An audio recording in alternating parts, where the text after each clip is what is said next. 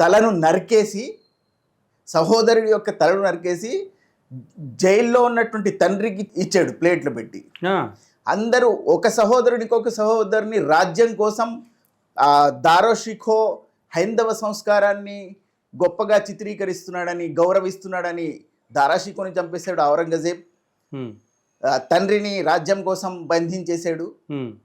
మరి ఒకవైపు సహోదర స్నేహంగానే ఒకవైపు ఇట్టు పెడితే, మీకు ఇక్కడ సహోదరుల కోసం కనిపించిన లక్ష్మణుడు గాని భరతుడు గాని కనిపిస్తారు.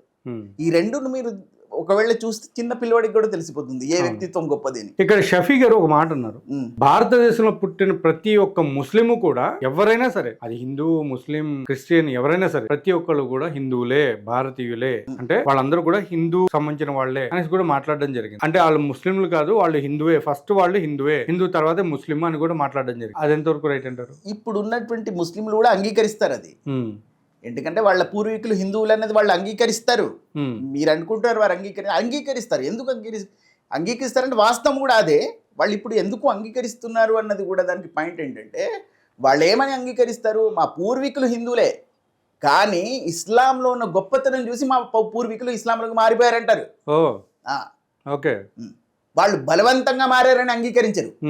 వాళ్ళ మెడల మీద కత్తులు వేసో వాళ్ళను వేరే విధంగా భయపెట్టించో మార్చారు అన్నది అంగీకరించకుండా ఇస్లాం గొప్పతనం వల్ల మా పూర్వీకులు మారారని చెప్తారు. దారాషిఖో గారు, అయితే నాకు చిన్న క్వశ్చన్ అదేంటంటే, చాలా మంది X Muslim, ex Christian and X Hindu ఇలా వస్తున్నారు. ఆ విధంగా చూసుకుంటే మీ యొక్క ఫ్రెండ్షిప్ అంటే సహచరుల్లో ఎంతమంది మీ ద్వారా లాభపడ్డ వాళ్ళు కానివ్వండి, లేదా మీరు చెప్పేటువంటి మాటల్ని తిరస్కరించి మాట్లాడే వాళ్ళు కానివ్వండి, లేదా మీ కుటుంబంలోనే మీ మీద విభేదాలు చూపించే వాళ్ళు కానివ్వండి, ఎంతమందిని మీరు కూడగట్టుకున్నారు? చాలా మంది శత్రువులుగానే మారిపోయారు. ఇప్పుడు నిజం చెప్పాలంటే, ఎప్పుడైతే నేనని తెలిసిందో, నేను ఇలా బహిరంగంగా వచ్చి ఛానల్ పెట్టి ఇస్లాం నిజాలు చెప్తున్నాను, నేను ఇస్లాం యొక్క వాస్తవాలను చెప్తున్నప్పటికీ అది వాళ్ళు దాన్ని విమర్శనాత్మకంగా తీసుకుంటున్నారు. నేను విమర్శించడం లేదు, నిజంగా నేను అందులో రాసి ఉన్నటువంటి విషయాలను వాళ్ళ వరకు చేరుస్తున్నాను అంతే. మీరు ఇది చదవండి, అర్థమయ్యేలా చెప్పడానికి ట్రై చేస్తున్నారు. మీరు నేను చేసినటువంటి ఒక్క తప్పు ఏదైనా సూచించి ఇది లేనిది, ఇస్లాంలో లేనిది, మీ స్క్రిప్చర్స్లో లేని చెప్పని సూచించబడి వాళ్ళు చెప్పలేరు. కానీ వాళ్ళందరూ ఇప్పుడు ఏకమై శత్రువులుగా మారారు. నాతో చిన్నప్పటి నుంచి చైల్డ్హుడ్ ఫ్రెండ్స్, ఏకంగా నిరంతరం ఫోన్లలో మాట్లాడుకొని కలిసి తిరిగే వాళ్ళు కూడా ఇప్పుడు నాకు కట్ అయిపోయారు.